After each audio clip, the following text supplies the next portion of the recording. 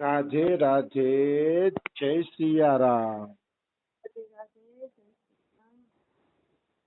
આપણે આજે ગર્ગ સંહિતામાંથી ભક્ત મહિમા લેવાની છે. ગર્ગ સંહિતામાં વિજ્ઞાન ખંડ આવે છે. એ વિજ્ઞાન ખંડની અંદર અધ્યાય નંબર 4 માં ભક્ત મહિમા છે. અને વાસ્તવમાં એ ભક્ત મહિમા અદ્ભુત છે. એના 20 શ્લોક છે, પણ એની અદ્ભુતતા કઈક અલગ જ છે. 20 શ્લોકમાંથી એકેય શ્લોક એવો નથી કે જેમાં નબળી વાત લખેલી હોય. એક થી એક ચડિયાતા શ્લોક છે ભક્ત મહિમાના. મનુષ્ય ભગવાનમાં તો પ્રેમ કરી લે છે, ભગવાનનું ભજન કરી લે છે, ભગવાનના નામ જપ કથા કીર્તન કરી લે છે, પણ એને ખબર નથી કે જ્યાં સુધી ભક્તોમાં ભાવ નહીં આવે ને ત્યાં સુધી ભક્તિ પાકશે નહીં. ભક્તોમાં ભાવ આવવો જરૂરી છે. ભક્તોમાં અભાવ ભક્તિને નષ્ટ કરે છે. ભક્તોમાં અભાવ કરવાથી ભક્ત અપરાધ થાય છે, અને ભક્ત અપરાધીની ભક્તિ ક્યારેય પાકતી નથી. એટલા માટે ભક્તોમાં ભાવ વધે એટલા માટે આપણે આવી ભક્તની મહિમા વાંચવી જોઈએ. ભક્તોની મહિમાને હૃદયમાં ઉતારવી જોઈએ, જેથી આપણો ભક્તોમાં ભાવ બનેલો રહે. હા, પછી કોઈ ભક્તના સ્વભાવ હારે આપણો સ્વભાવ મેચ ન થતો હોય તો ભલે આપણે એનો સંગ ન કરીએ, પણ અભાવ તો ન જ આવવો જોઈએ.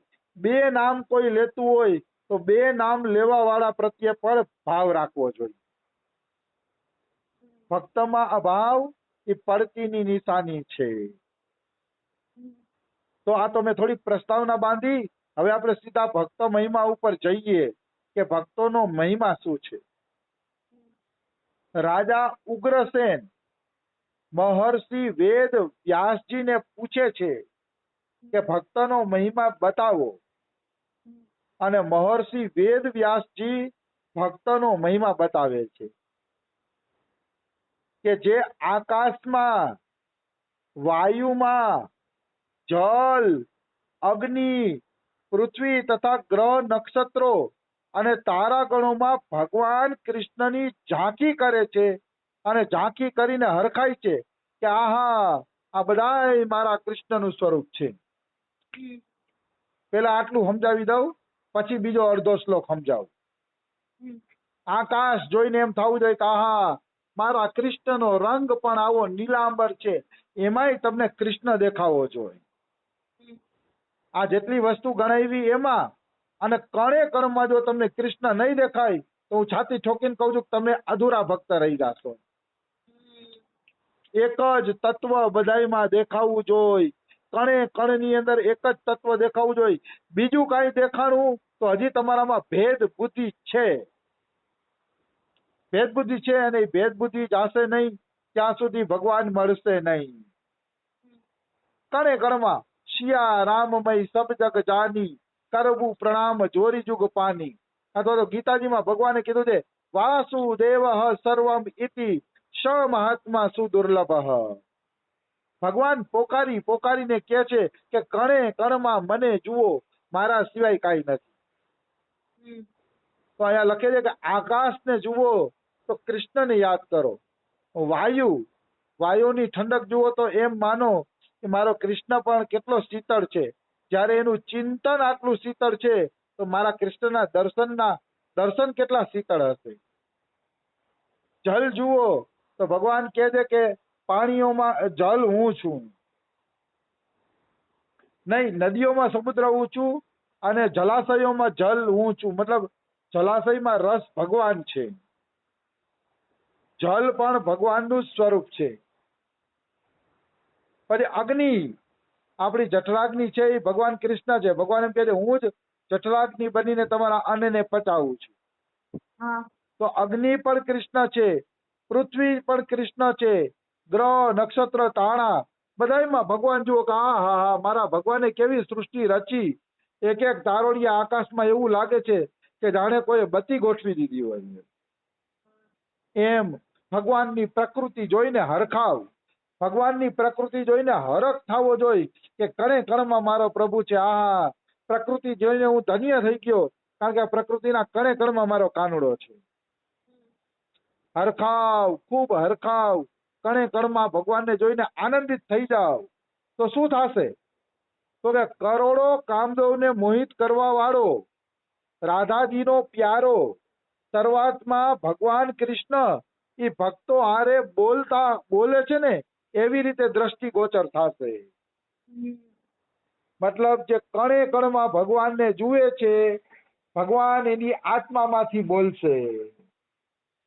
આત્મામાંથી બોલીને અવશ્ય એની હારે વાતો કરશે. આ હું દાવા સાથે કહું છું, છાતી ઠોકીને કહું છું. જેને કણે કણમાં ભગવાન દેખાય છે ને અને ડાયરેક્ટ ભગવાન હારે વાત થશે અને થશે, એને કોઈની જરૂર નહીં રહે. એની ડાયરેક્ટ ભગવાન હારે વાત થશે. કારણ કે અહીંયા ચોખ્ખું લખ્યું છે કે કરોડો કામદેવને મોહિત કરવા વાળો ભગવાન શ્રી કૃષ્ણ આ ભક્ત હારે વાતચીત કરવા માંડશે, જેને બધાયમાં ભગવાન દેખાય છે. રાધા નાયક શરૂઆતમાં નંદ નંદન ભગવાન શ્રી કૃષ્ણ એની સાથે નિશ્ચિત રૂપે વાતો કરશે, એમાં કોઈ શંકા નથી. પછી હું કે છે જેને કણે કણમાં ભગવાન દેખાય છે એ ભક્તની દશા કેવી હશે? આવો આપણે એક પ્રશ્ન થાય કે કણે કણમાં ભગવાન જુએ, આકાશમાં, તારોડિયામાં, અગ્નિમાં, કણે કણમાં જે ભગવાનને જુએ છે એ ભક્તની વાસ્તવમાં દશા શું હશે? તો અહીંયા લખ્યું છે કે સદા આનંદ સ્વરૂપ उन भगवान का दर्शन प्राप्त करके वे अत्यंत हर्ष में भर जाते हैं. આ જો દશા છે કે જેને આનંદ સ્વરૂપ ભગવાનના દર્શન થઈ ગયા ને એ પોતે સદાય આનંદમાં હશે, સદાય હર્ષમાં હશે. કોઈ દી એના ભોગિયા મોઢા ન હોય. ગુરુ એવા બનાવવાના કે ગુરુ પોતે પ્રસન્ન હોય અને ચેલાઓને પ્રસન્ન રાખી શકે. રમેશ બાબાને અમારા ગુરુજીને મેં કોઈ દી એમ કેતા નથી જોયું કે આજે અમારું મૂડ ખરાબ છે. એનો મૂડ કોઈ દી ખરાબ જ ન હોય. નિત્ય એની દિનચર્યા ચાલુ જ હોય. એની દિનચર્યા આનંદમય જ હોય અને આનંદમય દિવસો પસાર કરતા હોય. અને એવા ગુરુ જ શિષ્યોને હરખમાં રાખી શકે અને શિષ્યોને આગળ વધારી શકે. ગુરુ પણ ઠેપા ખાતો હોય અને હરખ શોકમાં ફસાઈ જતો હોય તો ચેલાઓ કોઈ દી હરખ શોકની બારે નથી નીકળી શકતા, નીકળી ન શકે. એટલે જેને ખરેખર ભગવાન મળી ગયા છે એ વ્યક્તિ વાસ્તવની અંદર હરખ શોકથી પરે થઈ જશે. એમાં કોઈ પણ પ્રકારની શંકા નથી. પછી જે ભક્તને ભગવાન મળ્યા એ સદાય હરખમાં રહેશે. આ એનું લક્ષણ છે. બીજું, ક્યારેક ઠાકા મારીને હસે છે. હા હા હા હા હા હા એમ કરીને ઠાકા મારીને હસે છે. કારણ કે ભગવાન એની હારે લીલા કરે છે. એટલે ક્યારેક એ ઠાકા મારીને હસશે તો ક્યારેક એ બોલવા માંડે છે અને ક્યારેક દોડ લગાવે છે. આમથી આમ દોડાદોડી કરવા માંડે છે ભગવાનને પકડવા માટે, ભગવાનને ગલે લગાવવા માટે ક્યારેક દોડાદોડી કરે છે.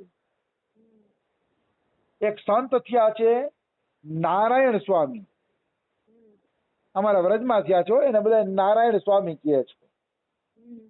એ નારાયણ સ્વામી ગોવર્ધનના કુસુમ સરોવરમાં ભજન કરતા હતા.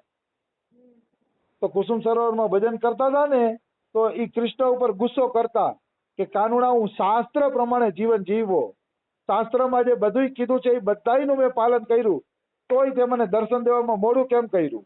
તું મને મળ, તું મને દર્શન દે.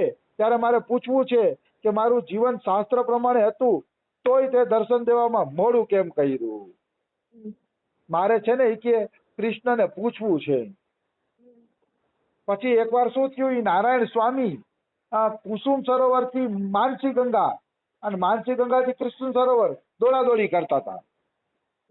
જેમ ગર્ગ સંહિતામાં આવ્યું ને કે આવો ભક્ત ક્યારેક દોડાદોડી કરે છે પણ એને શું થતું હોય એ આપણે જાણી શકીએ નહીં. તો આ દોડાદોડી કરતા હતા માનસી ગંગાથી કુસુમ સરોવર ને કુસુમ સરોવર થી માનસી ગંગા. તો દોડાદોડી કરતા હતા તો વ્રજવાસી પૂછે છે, એ બાબા સવારનો કેમ દોડાદોડી કરે શીખીએ? પાગલ થઈ ગયો છો? કઈ તકલીફ છે? તને કઈ દુઃખ છે? કેમ તું દોડાદોડી કરસ? ત્યારે એ એમ કહે છે કે મને કૃષ્ણ દેખાય છે. નારાયણ સ્વામી એમ કહે છે કે મને કૃષ્ણ દેખાય છે અને હું એને ભેટવા માટે દોડું છું. તો વ્રજવાસી લોકો કે બાબા તું તો બહુ મોટી મોટી વાતો કરતો હતો ને કે કૃષ્ણ મળે તો મારે આમ પૂછવું છે ને તેમ પૂછવું છે ને, બહુ મોટી વાતો કરતો હતો, હવે કેમ પૂછતો નથી કૃષ્ણ મળી ગયો હતો હોય કે?